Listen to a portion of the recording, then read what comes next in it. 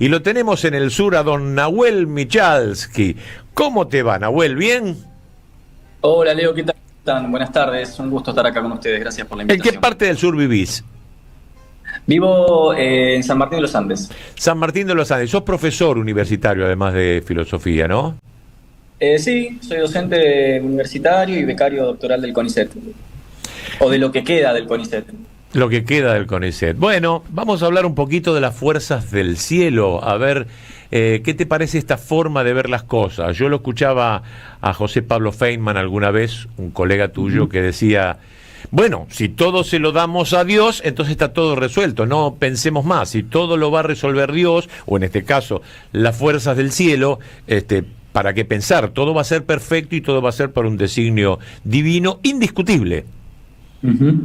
¿Y Sí, sí. qué?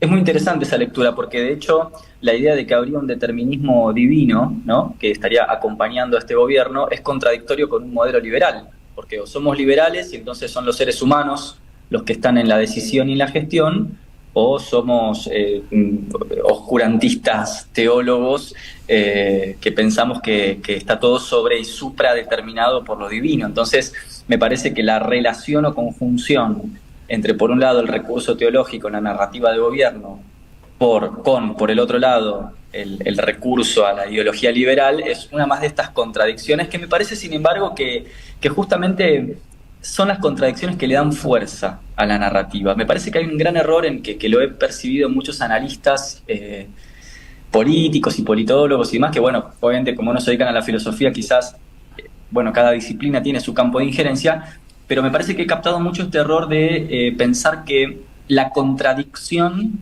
en la narrativa de gobierno es un error, cuando en realidad es la estrategia. Esto tiene la fuerza que tiene porque se apoya y se nutre de la retroalimentación de las contradicciones. Por eso me parece súper importante que pensemos lo que está pasando, incluso en términos de una psicología de masas, ¿no? Esto es como quien te pega mucho todos los días y te dice que te quiere. Te genera una contradicción que es la que te mantiene en la estructura, ¿no?, la que hace que te vayas. Entonces me parece que generar contradicciones no es un problema y por lo tanto iluminarlas no es una solución, sino que me parece más bien que es el recurso estratégico, ¿no?, lo que le da potencia. Bueno, entonces, ¿qué hacemos? ¿Dejamos que se estrellen y nos estrellamos todos nosotros? No puedo contraponer nada. ¿Cómo hago con una persona que se está contradiciendo? Ilumino esto y sigue igual como si nada, cosa que vemos que pasa. Ujú, sí, bueno, es una gran pregunta, Leo, la que haces, porque nosotros cuando hacemos filosofía desde el punto de vista de la ciencia, ¿no?, desde el punto de vista epistemológico y científico, eh, tratamos de pensar estas aporías y estos dilemas, que para empezar yo te diría que no son nuevas. Sí, ya Platón, en el texto Leyes, cuando se refiere a la manipulación que los gobiernos tiránicos de la polis griega llevaba a cabo sobre la juventud, deja muy en claro la detección de estas cuestiones. Ya mismo en la alegoría de la caverna que todos conocemos aparece esta idea de una serie de esclavos, ¿no?, que están eligiendo libremente su sometimiento. Entonces, esta idea de que el poder utiliza las contradicciones no como, digamos, como puntos que no son debilidades, sino puntos de fortaleza, es algo muy antiguo, muy, muy antiguo. A mí me parece que hay una cuestión que tiene que ver por un lado con el diagnóstico y otra cuestión que tiene que ver por otro lado con lo propositivo. Desde el punto de vista del diagnóstico, bueno, un poco lo hemos conversado recién. Desde el punto de vista de la proposición, si me preguntas a mí, quizás es una respuesta un poco pesimista, pero también optimista en algún punto. Hay una frase que a mí me gusta mucho: los peronistas creemos en los evangelios porque somos peronistas, o sea, creemos en el mensaje de los evangelios cristianos. Hay una frase que le dice Pablo, ¿no?, a los corintios, cuando dice, todo está permitido. Es decir, vos podés hacer lo que quieras, pensar lo que quieras, elegir lo que quieras, pero no todo es conveniente. Hay una idea que me parece que está implícita en tu pregunta al principio de esta charla, que es, bueno, pero, ¿y entonces qué es lo que cambia la cuestión? Y yo creo que ese cambiar, o a lo que tendríamos que apostar, no es a iluminar tanto las contradicciones del gobierno, sino a iluminar las inconveniencias a las que conducen, en sentido vital y práctico. Es decir, pienso mucho, por ejemplo, en esta cuestión que supo manejar muy bien el peronismo clásico, de la reconciliación entre burguesía y proletariado, ¿no? Creo que sería una gran estrategia la de iluminar la conveniencia para todos, para la economía nacional, de que implícita o presente en que la burguesía se vuelva a reconciliar, ¿no?, con la clase trabajadora, y que dejen ambos polos de reportar a la narrativa oligárquica, porque este es un gobierno oligarca, ni siquiera es un gobierno burgués, este es un gobierno profundamente antiperonista, es gorila, por definición. Los ministros de Milei son todos los que vienen del macrismo, que es el gorilismo por antonomasia. Entonces me parece que por un lado tendríamos que entender primero qué quiere decir ser antiperonista y entender que el antiperonismo es una ideología con una fortaleza enorme, muy presente en este país, con todo lo que eso implica en términos de manejo de las contradicciones. Digo, pienso en los chicos de Rappi, ¿no? Sí. Hablando como Steve Jobs, y son chicos de Rappi.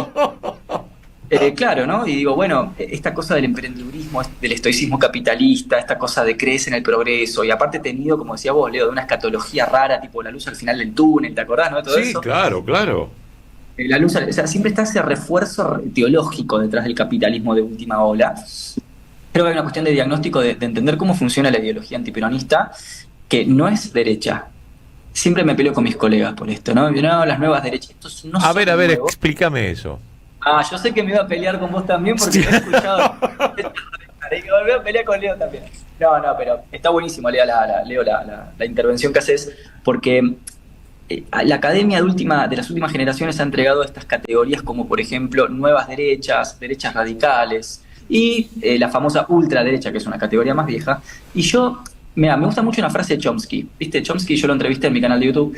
Y Chomsky siempre dijo, lo interesante del neoliberalismo, dice Chomsky, es que no es ni nuevo, ni es liberalismo. Entonces yo creo que los que están ahora tenemos que ser muy claros en explicar que no son la derecha, son gorilas, que no es lo mismo. Vos como peronista sabés la diferencia entre gorilaje y la derecha. Las derechas han sido, a veces en este país, progresistas. O sea, ser conservador no te hace antipueblo, ¿no? Claro. Me parece que lo que hay que hacer es la diferencia, que la presencia de la narrativa antiperonista es lo que sigue calando profundamente en esta sociedad. Claro.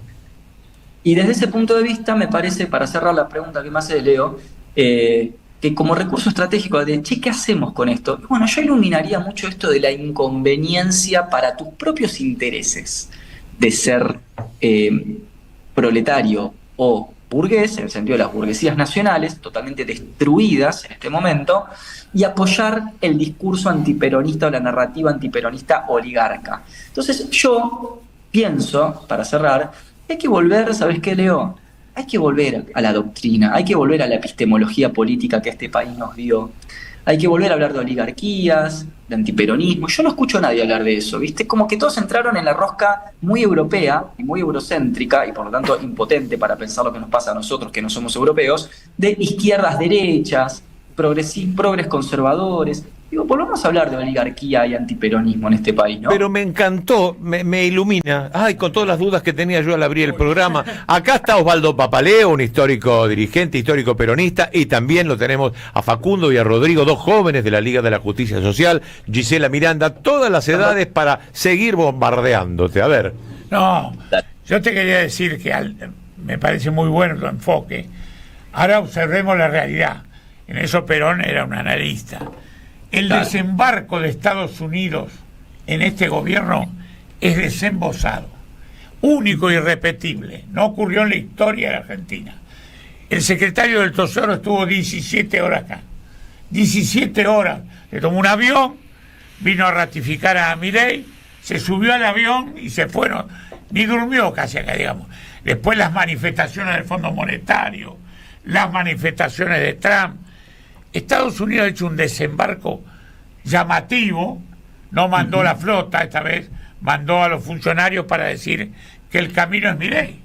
En esa reunión que hubo hace unos días, que la embajada norteamericana en Buenos Aires, el embajador dijo que el camino de Milei era el camino.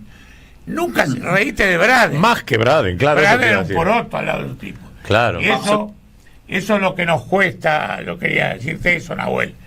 Es bravo en este peronismo asumir esa transformación y esa lucha en estas circunstancias, que son muy llamativas. El movimiento obrero fue muchas veces amenazado, pero que le quiten el derecho a huelga por un decreto, nunca le pasó. No había. Van a más, ¿no, Nahuel?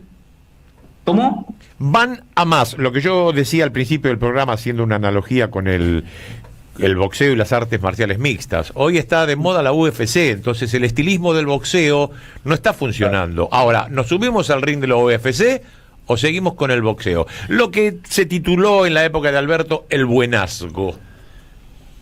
Coincido. Y que me parece que ese buenazgo en algún punto también viene de una fórmula anterior que ustedes recordarán, que es la fórmula del amor vence al odio. Exactamente. Sí. Yo creo que ahí hemos cometido un error, mi querido Leo. Sin dudas. Porque a esos los crucifican, ¿no? Yo creo que, como decía Carl Schmitt, no es una época de... Es una época para entender muy claramente a la política en la clave amigo-enemigo. Eso decía Perón, ¿no? Al enemigo ni justicia. Sí, sí. Yo creo que hemos perdido... El otro día hablaba con un colega de C5N también, que me habían invitado a un conversatorio, amigo mío, sociólogo, y me decía, che, ¿sabes qué? Me decía él, Nahu, también llaman Nahu, un tocayo, me decía, ya estoy cansado de esta liturgia del amor, de la paz, de la negociación, la concordia. No, vamos, ¿por qué no hemos pateado tableros, no? ¿Por qué no hemos pateado tableros? Fuerte. Y estos tipos sí están dispuestos a eso que decís vos, Leo, a eso de ir a todo al fondo, a aniquilar lo que haya que aniquilar. Y yo creo que frente a eso, al enemigo ni justicia, nosotros deberíamos estar devolviendo con lo mismo. Eso es lo que yo creo. ¿Qué dicen los muchachos? Me encantó, era exactamente lo que le quería consultar. La verdad que es un gusto que esté con nosotros acá un rato. Porque sí, lo que hoy garpa y, o sea, siendo violentos, ganan elecciones, y es lo que estamos viendo. Entonces, bueno, si sirve seguir en esta postura de modositos, de no sé qué, o responder como responden ellos. Y es exactamente lo que me respondiste, así que... ¿Y Facu? Yo, sí, de acuerdo. En relación al compañero, que le mando un abrazo porque aparte sigo su trabajo en redes, a los chicos de la Liga de la Justicia. Bueno, gracias. Igualmente. Muy bueno lo que hacen. Me parece que siento que esta apuesta por la virulencia dogmática, pero del otro lado, es a la que están apostando. Nosotros también tenemos la capacidad de virulencia dogmática y de agite. Lo que pasa es que cuando yo veo eso, lo que a mí me entristece un poco es darme cuenta que la gente lo que quiere es violencia gorila, no quiere violencia patriótica. ¿Se dieron cuenta de eso? Sí, claro. No es que lo que garpa es la violencia, lo que garpa es la violencia gorila. Y ese es un problema. Nahuel, arrancá con el bombardeo a Plaza de Mayo. Pero obvio. Si querés violencia gorila. Y con las palabras de Perón, a la violencia se le responde con una violencia al mayor. mediodía, en una ciudad abierta. Eso es inimaginable. Entonces, ¿qué podemos esperar con el tiempo? Nacieron haciendo eso. Pero dijo algo recién, que lo citó a Perón, algo... Sí, fue en noviembre, cuando dijo a la violencia se le responde con una mayor violencia. Cuando caiga uno de los nuestros, caerán 5 de ellos. Y después allá en el exilio diciendo me equivoqué con los generales que me hicieron el bombardeo, tendría que haber quedado yo ahí y fusilarlo, que es lo que le correspondía, ¿no? Totalmente, pero ahí el error, no el error, el problema que yo veo es que cuando se devuelve de este lado con ese tipo de agresión o de defensa. Yo me gusta la palabra defensa, porque no es una violencia, es defendernos del enemigo, porque el enemigo, literal, son el enemigo. Como decía recién el compañero, están desembarcando en nuestra patria, están ocupando el territorio, se están llevando nuestros recursos, es el enemigo. Y de hecho, este gobierno lo que hizo llevar a Argentina a un modelo colonial, ¿no? Es la restitución del coloniaje más cipayo y más vendepatria. Me parece que el problema es que la clase media, que en el fondo es la que te dirige la balanza electoral en este país, va a decir, no, qué violentos que son. Yo me acuerdo cuando decían, qué soberbia que es Cristina. Pero de los que decían qué soberbia que es Cristina, no dicen qué agresivo que es Milei. Entonces, lo que necesita la clase media es la violencia gorila, no la violencia en general. Y ahí tenemos un punto en contra nosotros, tenemos un problema nosotros. ¿Y qué pasa entonces con ese electorado grande ahora que elige todo esto? Porque no es una ocupación que vino con el permiso de alguien que vino por la fuerza, con el permiso del que yo voté, al cual sigo avalando porque no me importa nada de esto, mientras se mantenga el 2% de inflación. Hay un aval que se vio en la ciudad de Buenos Aires, todavía hay un aval más allá de todo esto, no solamente de la oligarquía, sino de los muchachos de Rappi. Totalmente. ¿Y qué hacemos con esto? Porque es el pueblo, ese que nunca se equivoca. Ese que nunca se equivoca, bueno, ha querido esto. Bueno, perdón, para empezar yo empezaría a desmitificar esos mitos. Claro. Exacto. Claro. Esto que el pueblo se equivoca, no, el pueblo sí se equivoca. Sí. El pueblo sabe lo que quiere. No, el pueblo a veces no sabe lo que quiere, porque el pueblo está conformado por individuos como nosotros, y así como a veces nosotros no sabemos lo que queremos, o tomamos malas decisiones, y somos un poco neuróticos, el pueblo también. Pero además, más allá de eso, digamos, sin caer en una cuestión de estigmatización del votante. Mira, yo siento que y te he escuchado a vos también decirlo, Leo, estoy profundamente de acuerdo con tu posición. Acá hubo una estafa. Acá hay mucha gente que está arrepentida en serio porque se dio cuenta de que fue estafada. Esa estafa para mí es un gran capital para nosotros. O sea, salir a mostrar la dimensión de estafa de esto, te dijimos A y vamos a hacer 23, y que en última instancia lo que intentamos es anudar eso con una narrativa que no se sostiene más, porque ya no se sostiene la narrativa con la cual intentan sostener la estafa, me parece es un gran capital para nosotros. Porque hay un gran número de arrepentidos, eso hay que decirlo, y no todo termina en el votante que lo destruyen y sigue diciendo viva la libertad. Hay un sector muy fuerte de esos, pero también un gran sector de arrepentidos. Yo creo que hay algo ahí muy interesante para explotar, el término concepto de estafa electoral, y después me parece que hay, sí, sin duda, como decís vos, Leo, una porción del electorado que va a defender esto, pues antiperonista, con tal de defender el antiperonismo van a defender que los dejen sin laburo, y no tiene que ver con cuestión de ignorancia, Leo. Yo conozco científicos del CONICET que votaron esto, conozco docentes universitarios, colegas míos que votaron esto. O sea, esto no es una cuestión de ignorancia, de manipulación mediática, ojo. Sí, claro. Me parece que hay que dejar que se choque la moto, y acá voy a ser bien crudo con esto, la moto se va a chocar. Si la moto se va a chocar contra una pared gigante. Y me parece que en ese momento el humano es hijo del rigor. Y habrá que recabar un poco la info de qué piensa la gente cuando la moto se choque. Y apelar al peso de la experiencia, como decía Guillermo Moreno, esto cae por su propio peso, ¿no? Hay algo de que cae por su propio peso. Y me parece que, y acá sí está lo teológico y lo misterioso del comportamiento político de la gente, hay cosas que el humano no aprende hasta que le pasan por el cuerpo, hasta que no te dejan sin laburo, hasta que no podés pagar el alquiler, hasta que ya no podés darle comer a los pies, hasta que no llegás a eso, a ese nivel de maltrato. Y yo creo que hay muchos análisis que son a priori y que no van a tener influencia en una gran parte de la población. Nahuel, te agradezco también por traer respuestas y no preguntas, porque siempre que se habla de estos temas hay mucha tibieza, ¿no? Y para no decir cosas que estás diciendo, y te agradezco por la sinceridad, se usan muchas preguntas para que cada uno saque sus conclusiones, y te agradezco por tus conclusiones porque además de adherir a ellas, siento que hacen bien poder ponerlo en palabra.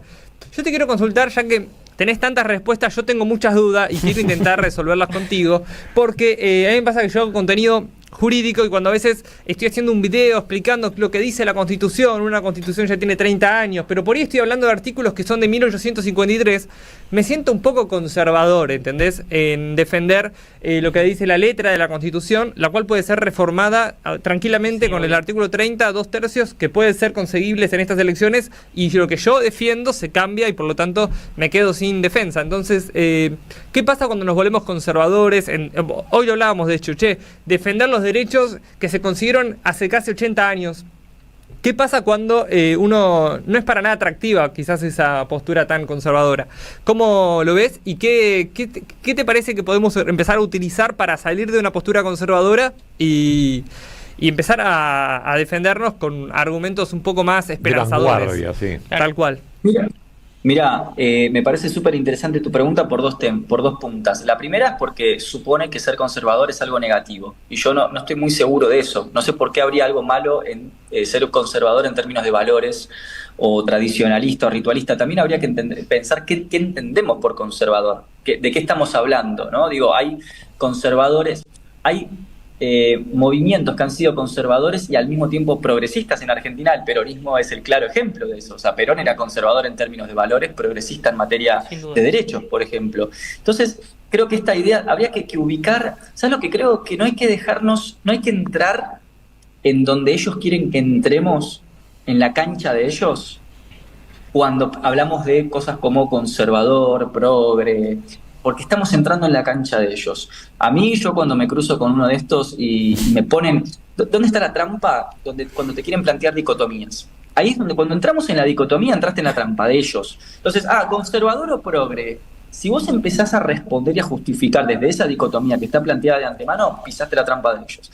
Lo que hay que decir es qué entendés por conservador, qué entendés por progresista, y entender que hay veces en los que un movimiento político y cultural puede ser ambas cosas en simultáneo, porque la vida es dialéctica, y como hay dialéctica, hay micción de las dimensiones permanentemente. No existen las dicotomías cerradas en términos socioculturales o políticos. No existe ser totalmente marxista, totalmente liberal, totalmente peronista. Digo, desde la dialéctica del amo y el esclavo de Hegel en adelante está claro que el esclavo tiene un poco de amo y viceversa. Entonces, a mí me gusta más bien desarmar las dicotomías para hacer estas preguntas y pensar más bien qué es lo que le conviene y lo que no le conviene a la patria, al pueblo y a la gente. Si después eso que le conviene o no le conviene en términos vitales, expansivos, de soberanía, de apropiación del territorio, de la cultura, de la técnica, lo llamamos ser conservador, ser progre, me es indistinto porque es una cuestión categorial, es una cuestión nominativa, pero que no tiene una relación directa con la cuestión importante a mi fondo, que es lo material.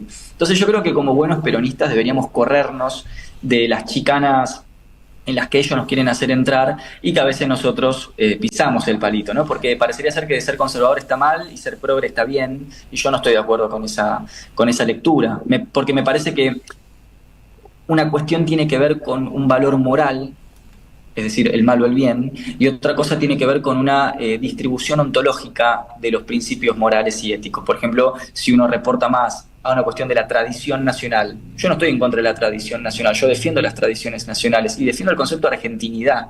Incluso aunque esto me cueste, que me digan que estás en contra de los pueblos nativos. No estoy en contra de los pueblos nativos porque el mismo Perón en el segundo plan quinquenal habló de la importancia de los pueblos originarios y de la patria grande. Siendo hijo de Tehuelche.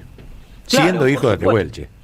Totalmente. Ahora, eso, por ejemplo, ¿vivo en un estado plurinacional? Sí, claro, vivo en un estado plurinacional, yo vivo en el sur. Sin duda la cuestión de la nación mapuche es un tema central en la convivencia ciudadana y política en el sur. Ahora, ¿yo soy mapuche? No, no soy mapuche.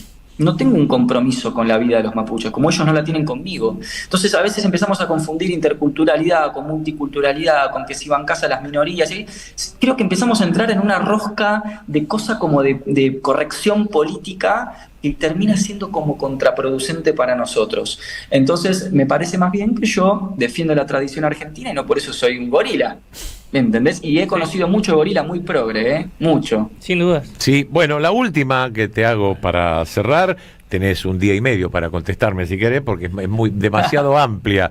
Pero tantos escritores como filósofos, recién nombraste a Chomsky, Aldous Huxley con Un Mundo Feliz, Fahrenheit, que lo tenemos allí con Orwell, Foucault, McLuhan, los medios. Ningún gorila está escuchando esto.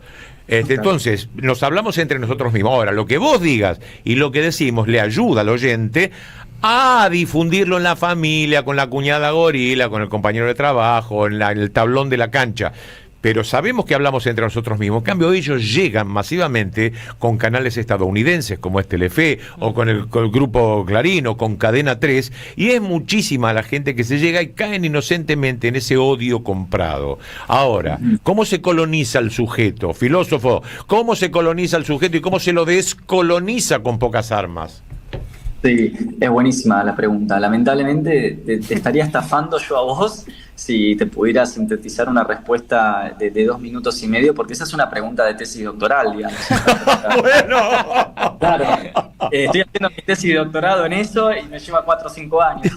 Por eso, te di un día y medio, me quedé corto.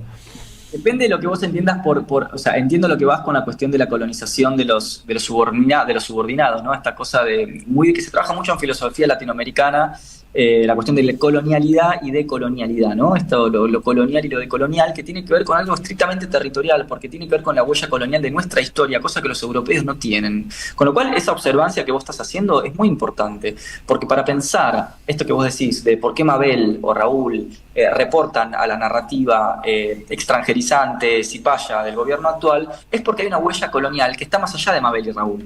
Mabel y Raúl son víctimas de la colonialidad.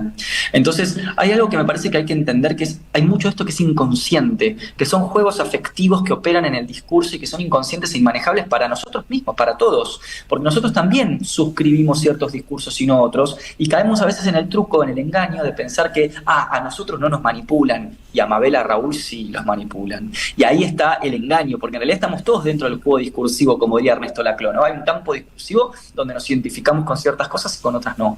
Yo lo que diría es que, para empezar, siempre vuelvo a esto: si pudiéramos, más allá del juego diagnóstico y conceptual que ya sabemos que no le llega a nadie, pero si pudiéramos ser claros con Mabel y con Raúl de cuán inconveniente para sus propios intereses es esto que está pasando, pero serlo contundentemente en el sentido de vas a morir de pobreza y de hambre, y va a pasar, y fíjate que ya pasó porque estas agendas no son nuevas como pensás, sino que son las de siempre, y pudiéramos como enfatizar esa relación entre estos modelos de gobierno y la muerte de la clase trabajadora en el sentido apocalíptico del término, me parece que sería un gran paso, porque al hablar de conveniencias e inconveniencias vos ya empezás a hablar de, che, pará, acá yo estoy perdiendo también, claro, acá voy a perder. Claro. Y en términos de los medios, y eso, Leo, lo dejamos quizás para otro encuentro, yo lo que sí te podría decir es que hoy me parece a mí que el gran dispositivo de subjetivación de masa son las redes sociales, no tanto los medios. Sin duda. Creo que lo que está pasando en las redes es el verdadero campo de subjetivación y me parece que ahí se está dando la verdadera colonización de las masas. Hoy, sin duda, Elon Musk le dice a un chico de 16 años mucho más que un docente o un científico, un periodista a quien votar. Y me parece que nuestra intervención debería ser sobre las redes sociales. Me parecería central que tengamos un Estado que intervenga contundentemente en las redes sociales y que si dicen que es un Estado totalitario, despótico, tiránico, que nos importe realmente 2 huevos y medio y lo hagamos igual. Eso es lo que creo que habría que hacer. Un aplauso. Nahuel. Mi querido Nahuel Michalski, pásela usted muy bien, siga con sus amigos, interrumpió ahí una cena, no más que cena, un asadito, sí, la sobremesa ahí. Ah, por eso habló tantas verdades, estaba medio en pedo, pero un filósofo en pedo me encantó, es lo mejor que podemos obtener. Muchísimas gracias, compañero, lo felicitamos y lo admiramos desde acá, ¿eh? Muchísimas gracias a ustedes y que estén muy bien y tremenda la lucha que están haciendo, así que no bajen los brazos, los acompaño. Chao, querido. El filósofo Nahuel Michalski.